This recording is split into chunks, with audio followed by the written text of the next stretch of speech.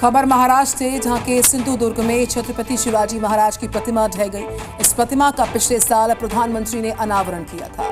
प्रतिमा ढहने के बाद सियासत काफी गर्मा गई है। पूरी खबर देखिए अगली रिपोर्ट में। ये वही प्रतिमा है जिसका पिछले साल प्रधानमंत्री मोदी ने अनावरण किया था। सिंधुदुर्ग जिले के मालवन में राजकोट किले में स्थापित छत्रपति शिवाजी महाराज की 35 फीट ऊंची प्रतिमा गिरकर टुकड़े टुकड़े हो गई। अब इस पर राजनीति शुरू हो गई है।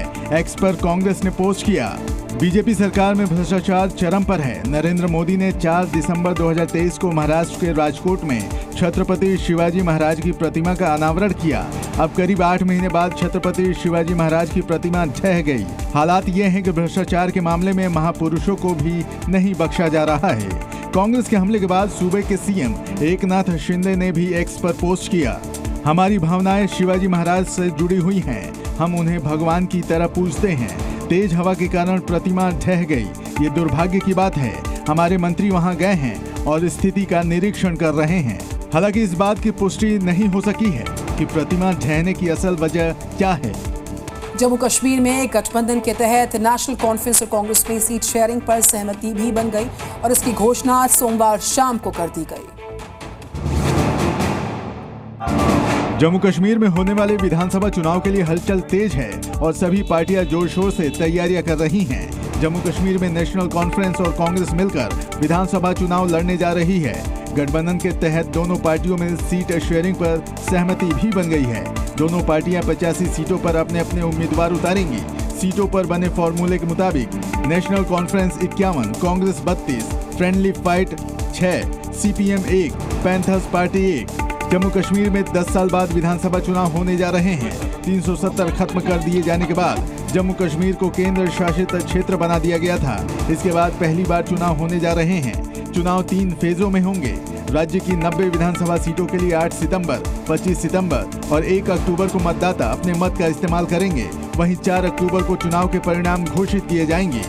जम्मू कश्मीर विधानसभा चुनाव की तैयारियां जोरों पर हैं। बीजेपी ने उम्मीदवारों की पहली लिस्ट जारी की, लेकिन हंगामा इस कदर बरपा कि लिस्ट संशोधित करनी पड़ गई। तस्वीरें जम्मू बीजेपी दफ्तर की हैं और इस हंगामे की वजह है चुनाव के लिए उम्मीदवारों की पहली लिस्ट। ये बीजेपी नेताओं के उन नेताओं के समर्थक हैं जिन्हें टिकट नहीं मिल पाए। मोर्चे से लाल इन समर्थकों ने बीजेपी प्रदेश अध्यक्ष रविंद्र रैना को घेर लिया। किसी कार्यकर्ता के मन में कोई प्रश्न है, कोई अगर कार्यकर्ता को कहीं कोई परेशानी है, तो हर एक परेशानी का समाधान, हर समस्या का समाधान हम मिल बैठ के करेंगे। बीजेपी 44 उम्मीदवारों की लिस्ट वापस लेने को मजबूर हुई और फिर 15 उम्मीदवारों की संशोधित सूची जारी की गई, जिसमें एक नाम ने सबका ध्यान खींचा और वो नाम है शगुन परिहार। पूर्ण विश्वास है मेरे किश्तवाड़ के लोग इस किश्तवाड़ की बेटी को खुले दिल से अपनाएंगे। शगुन परिहार बीजेपी के दिवंगत नेता अनिल परिहार की भतीजी है। अनिल परिहार की 2018 में हिजबुल मुजाहिदीन के आतंकियों द्वारा हत्या कर दी गई थी। इस हमले में शगुन परिहार के पिता अजीत परिहार की भी जान चली गई थी। देखिए, मानसून के काले बादलों ने सोमवार को गुजरात में अपना रौद्र रूप दिखाया। अहमदाबाद से लेकर वलसाड और गांधीनगर तक भयंकर बारिश होती रही। अहमदाबाद, गांधीनगर, वलसाड, वडोदरा, गुजरात के कई जिलों में सोमवार को बादल ऐसे बरसे कि कई जिलों की सूरत ही बदल गई। कई शहरों में 12 घंटे में 6 इंच बारिश हुई। कई इलाकों में 7 फीट तक पानी भर गया।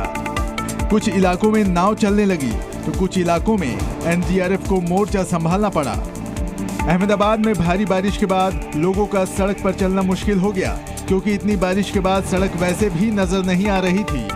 वलसाड का हाल सबसे ज्यादा खराब था। भारी बारिश के बाद निचले इलाकों में पानी भर गया। लोगों को रेस्क्यू कर सुरक्षित जगह पर ले जाना पड़ा। राज्य में बारिश से संबंधित घटनाओं में 3 लोगों की मौत हो गई। सैकड़ों लोगों को सुरक्षित स्थानों पर पहुंचाया गया। वहीं गांधीनगर, अहमदाबाद, वडोदरा, वलसाड समेत 23 जिलों में भारी से बहुत भारी बारिश का ऑरेंज अलर्ट है। सोमवार को हुई भारी बारिश के बाद राज्य के शिक्षा मंत्रालय ने तुरंत सभी प्राथमिक स्कूलों को बंद करने का आदेश जारी कर दिया है।